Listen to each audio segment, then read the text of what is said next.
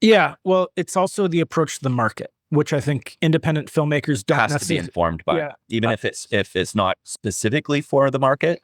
It has to be this sort of dance where ultimately it's something that, because it's a bold story being told well, being the goal, people will just respond to it. and I don't necessarily think, from the films that I watch, that filmmakers are always thinking about the market, because you have this idea and you're going to bring it to life and you believe in it, and that was definitely us. But the market dictates whether you're going to be able to make your next movie, especially if you're playing on a certain level of stage and people are giving you very real money. So, Island Between Tides blended genres, and sometimes we'd get the feedback from big film festivals, which we're very fortunate to get the feedback from, that this wasn't horror enough for the midnight screenings, but it was too scary for the regular program, and we were kind of caught in between kind of two zones there. And a big focus of ours going into the recut of Island Between Tides, because we ended up recutting the movie, Anthony, as you know, the movie that is presented now is very different than the script that was written. Looking forward, we're saying, okay, well, now let's make sure that we're more so in a specific lane, and we're trying to achieve one thing rather than trying to achieve two things, which is, Island Between Tides is a family story. It's a drama at heart. And, when you're finished watching it, you're saying, yes, this was spooky, but the characters are just spooking each other. The ghosts were haunting each other. And I think with the new approach, the two biggest things that we can focus on is spending our money on cast really effectively. And we loved our cast on IBT. Donald Logue was one of the very first Canadian names that we brought up of saying, this is who we'd like to be in our movie. And he was in the movie. But we do recognize that if you're able to take the money that you have, spend it audaciously, get a cast member that is going to excite the market, you're going to be able to create a lot more buzz and attention for your film just based off that name. And I know that sounds obvious and rudimentary, but the thought process of the filmmaker says, if I make a really great movie, it shouldn't matter who's in it. It shouldn't matter what the cast is. If they deliver good performances, it should talk for itself. But we definitely see that being able to spend more money on name recognition cast, the people in the top, call it 10% of actors, it needs to be a priority for you to be able to get that market attention. And then also know who your market is. Are you making movies for a genre audience? We played some really amazing genre film festivals, and we were diet horror to them. They were like, this isn't a horror film whatsoever. And then, a CineQuest, when we were there, the two people sitting beside or behind me, I could hear them whispering saying, this is way too scary. Or we'd hear from people that they're watching the whole thing through splayed fingers. So it's really understanding the market while you're going in. And we were very fortunate to have partnered with XYZ early on, which, they're tastemakers in the genre industry.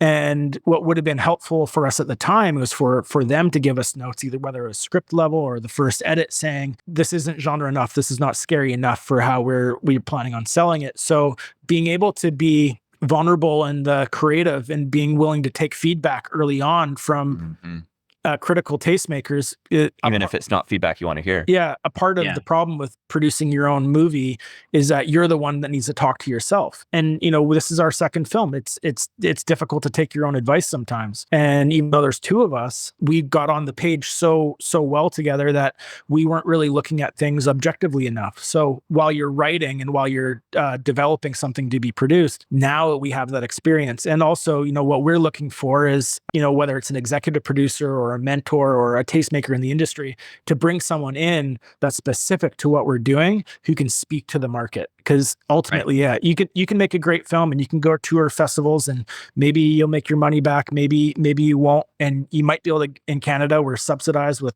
telefilm and tax credits.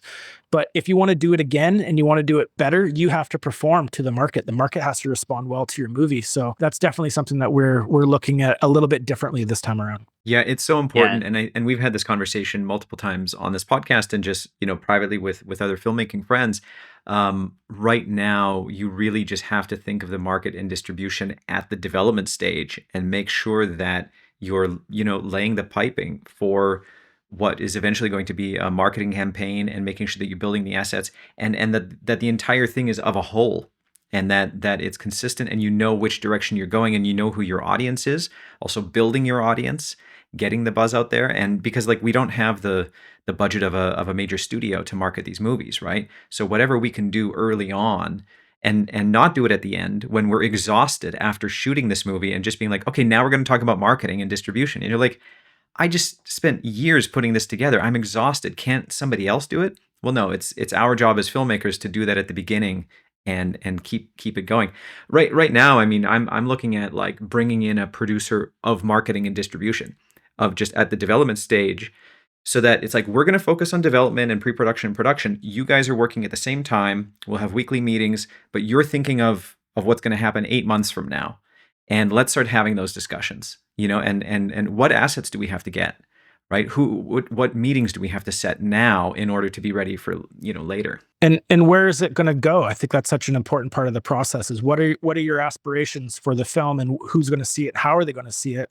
The market's continuing to evolve every single day. From the moment that we started writing this movie to where we are right now, the industry and the market have shifted tremendously. And, we never thought that we would have a theatrical run the way that we did. I think in Canada, we played 14 theaters. Yeah, I think 14 cities, and that's regular runs at all those. Yeah. Definitely exceeded our So expectations. what is that, like a 2-week run or like a 1 week? Or Depends on the city. Yeah, Prince Rupert ran 6 weeks. And obviously that was where we shot the movie, and there was a lot of buzz amongst the town. Cineplex just kept holding it over, and we weren't even sure if they were going to program it in the first place. like 3 screenings per day type of thing? Yeah. Or? Yeah. Okay. Every day. Yeah. In Vancouver, I believe we had 3 weeks of runs here. At International Village here. Kelowna held over for 2 weeks. So we were kind of like a traveling band a little bit with the film. Our distributor and our booker were really, really great at finding, we shot in a remote town. So our focus was theaters in smaller towns. Salmon Arm, Williams Lake, Fort Nelson, Terrace. And cool. Our U.S. distributor, they were able to put it into New York, Los Angeles, Chicago, Detroit, Minneapolis. So we weren't anticipating this theatrical release when we shot it. I mean, you shoot a movie to be seen in theaters. That that was a big part of the way that we shot it. That's the way that we want to see it. Of course, some people are going to watch it on their iPhones on the train to work, but we shot it. We mixed it for theatrical release, and when it got there, we were really happy for that. But that ultimately, that money that was made, and fortunately we made some money on our theatrical release, which was great. That was never our intention. Our intention was to get it released to the places where audiences are going to be able to see it. So in Canada, we mitigated that early on with financing it and getting Super Channel on board and bringing the CMF in and leaning on our tax credit. So in Canada, we kind of knew we were taken care of, but then it's about placing your film with a great international sales agent. It's about getting a distributor in the US that's going to be able to find that market for it. So when you're taking those first steps early on, yes, and I think it's a great point. The money that we're spending on marketing now is just coming out of our pockets. And again, of course, we went well over budget. And so any kind of tax credit overages or any additional money, like we didn't get paid all of our producer fees. We reinvested those producer fees back into the movie. The corporate overhead wasn't maxed out. So when you start to look at how your budget's coming together, you have to make the movie, but at the end of it, you have to be able to spend money to market it so people can find it. Because again, you can get put out through a distributor and it's now their decision what happens, whatever your distributor. Our Canadian distributor was a little bit differently because we have a long relationship, but eventually if you're working with the right people, they're going to be making decisions without you. And so if they're not going to spend the money marketing it, you have to do that. And there's a lot of clever ways to do it.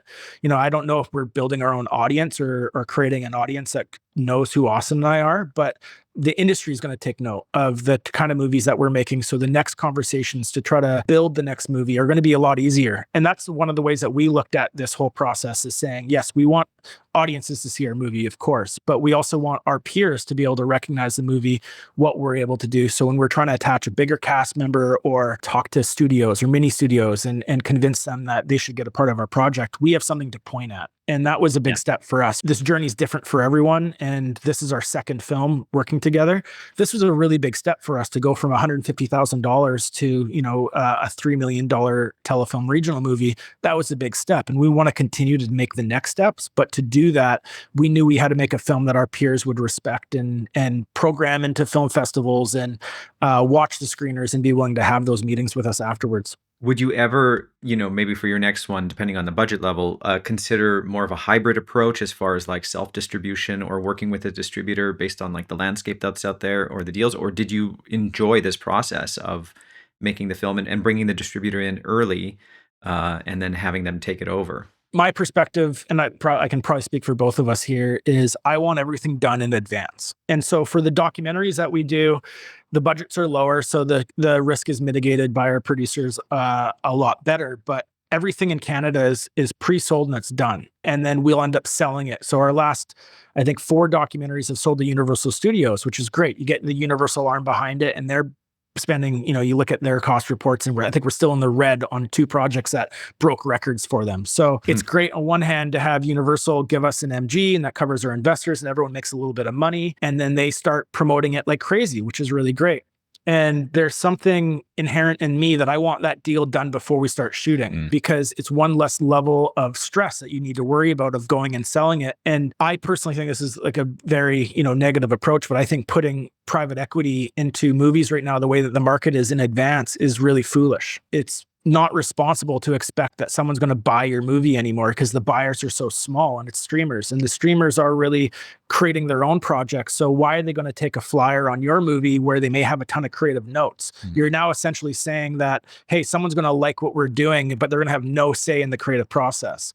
Well, and that's just happened in the time between when we were putting this together and when we brought in private equity. Yeah. And then, that private equity, because it took a while for the film to get finished, for us to find traction at festivals and the rest. That's the point where the bottom sort of gave out on the market. And, I love the word that Andy used before about it evolving. It's not necessarily inherently worse. It's just going through weird metamorphosis right now. Sure. But, that period where the market evolved so much between even when we shot the film and when we released it, that left our private money quite exposed. Yeah, it's about looking at being responsible with it. So, if you have maybe like a crowdfunded campaign, and regardless of what your budget is, what you're trying to do is you're trying to create something that can get you to the table, to the decision makers that can finance your movie in advance. That's one less thing to worry about. So for us, that was starting with Lord Jones and then going to a telefilm movie. And we're so fortunate in Canada to have telefilm that supports independent filmmakers. We could have made our movie with way less private equity. We wouldn't have had the same product on the screen, but because of telefilm, they give filmmakers voices and chances to make movies.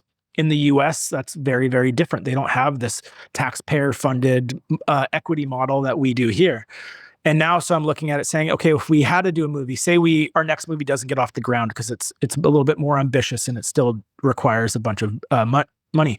We could go make $1 million movie or a $2 million movie with the resources that are available to us and try to use that to get a seat at the table again, being responsible with the money that you have. And filmmaking isn't dictated by how much money you're spending making the movie.